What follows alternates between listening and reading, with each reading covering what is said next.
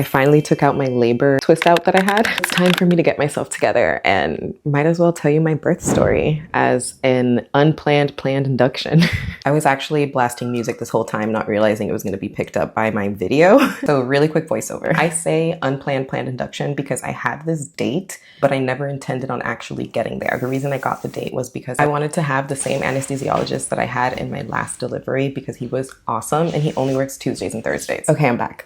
My doctor actually doesn't work Tuesdays because he's on call Mondays, typically has a late delivery, so he doesn't work Tuesdays. Anyway, so I had the date there just in case. Like, I'm like, oh, if all else fails, at least on this day, I get the anesthesiologist that I want and my doctor is for sure working. The day of the induction, I called in and I canceled it, which was the plan. And then I literally stayed in bed crying for the next like 15 minutes because it didn't feel right to cancel it. I'm just so nervous and I keep crying.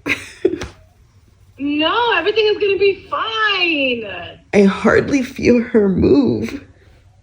Yeah, bro, just take your ass to the hospital, fam. Get that baby out. Okay.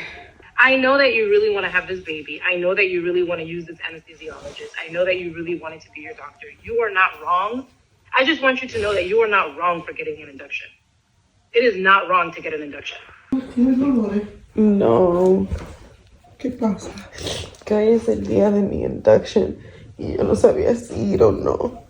Do what you feel. Whatever you feel, do it. And I know this sounds crazy, and unless this is the type of person you are, it's going to sound crazy as hell, but everyone would describe me as impulsive. When I make an impulsive decision, it's because it feels very right, if that makes sense. It's like the universe is telling me, hey, this is what you're supposed to do. Every time I make an impulsive decision, it goes down really well. So I'm always like, you know what? I'm not going to question the universe. That morning, I had a very strong feeling of, Sada, call them back and tell them that you want to go ahead and do the scheduled induction. After crying in bed for like 15, 20 minutes and talking to my sister and waking up Jalen, who also had no plans of going because we weren't even packed or anything. Are we good with that decision of going in? Baby, this decision is solely on you, baby. I'm going to support whatever you want to do. I feel like I got a good amount of sleep. I called them back and I was like, hey, I just called to cancel this induction. Is it possible for me to like uncancel it? I'm sorry, what happened? I had called earlier to kind of call off my induction, and now I'm just thinking I should just go in. So I was wondering if that was still possible. Yeah, we'll see you just whenever you get here is fine. So you don't have to rush. Okay. We'll still be able to get you in. Okay, thank you. If you've ever gotten induced, you know that it takes some time. So they typically ask for you to come bright and early. My head is too big for this.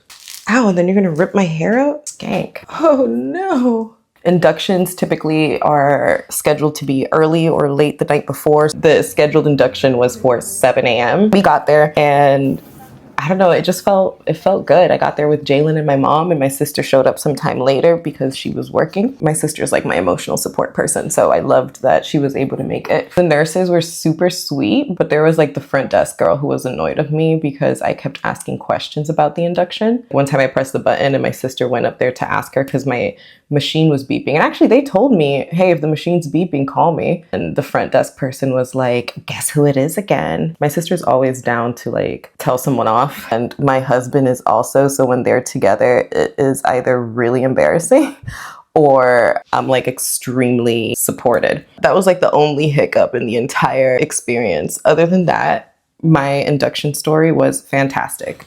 I have timestamps for everything, so I'm gonna share that right now. So it is 11 a.m. Around 10, she checked my cervix and she said I was 1 centimeter. 50-60% effaced. So let's see how quickly this progresses. They started the Pitocin.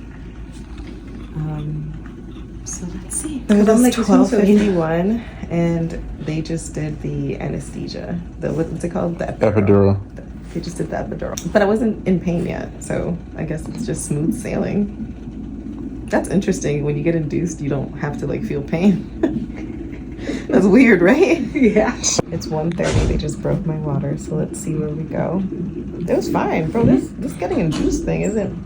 You're having a great experience. Yeah. Yeah. Broke your water. They put the catheter in. They put the catheter in. You're hydrated really well. Where's the catheter spilling to? To the side. It's a bag on the side. Okay. He's almost full.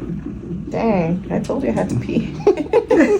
were 10 centimeters at 5:30. It was kind of just like vibes until she was ready to come. My doctor, because I kept saying like, are you sure that an induction is the right way? Hey, look, I'm reading online and it says that I'm supposed to start this other medication and that the other medication is what's supposed to make my cervix soften and blah, blah, blah, blah. Looking back, I'm like, the reason I went to this doctor is because he has like years of experience. And I chose him when I was still in LA, when I had gotten pregnant with Naya, from like the reviews that I had seen about him on ZocDoc and like people who are like, he randomly delivered my 24-week-old baby, saved my baby's life. Like he had raving reviews. He kept answering my questions nicely and whatnot, but he was like, I promise you, I wouldn't have even given you the option of having an elective induction if I didn't feel like you were the right candidate for it. But this is your second pregnancy. You were already 50% effaced 3 weeks ago and have been 1 centimeter dilated for the past month or so. You're ready and we can go straight into Pitocin and you'll have your baby today. Been in the game a long time. So was the anesthesiologist, who was so funny, by the way. When he got in, I was like, hey, no pressure, but like the only reason we even chose this date is because you were gonna be here.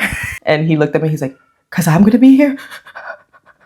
I know like anesthesiologists are supposed to have steady hands, but no, he was awesome and he made the experience amazing. And I'm so happy that I chose to go on a day that he was going to be there, because I've heard horror stories of people having really bad experiences with anesthesia. My sister being one of them, not this sister, my other sister. I don't feel any pain in my back at all. Like I'm touching it, no bruising, anything. And I'm a week postpartum at this point. And same with Naya, like I didn't feel anything ever. I'm really glad that I was able to go on a day that he was working. Anyway, my baby came out super fast. Within 2 contractions, she was out. Actually, the nurse, before she even called the doctor, she's like, well, you're complete, I think. Let me just double check. And then she goes to like double check. And she's like, yeah, I'm gonna call the doctor. Just give me a big deep breath in, and then a curl up and a push. Good, 2, yeah. You're doing great. I'm just gonna let you stop pushing. You can already see her head. So when the doctor came, they just set up. In 2 contractions, I pushed her out, and that was that. I had my baby. So overall, my induction story was extremely positive. I know there are a lot of really negative induction stories, which is what kept me from ever wanting an induction. But if you are confident in your doctor and he's suggesting an induction and you ask him questions like, hey, does it look like I would be the right candidate for one? Do what's best for you. The fear that had gotten into me that morning was, what if I don't get induced and then something happens to her while she's inside of me?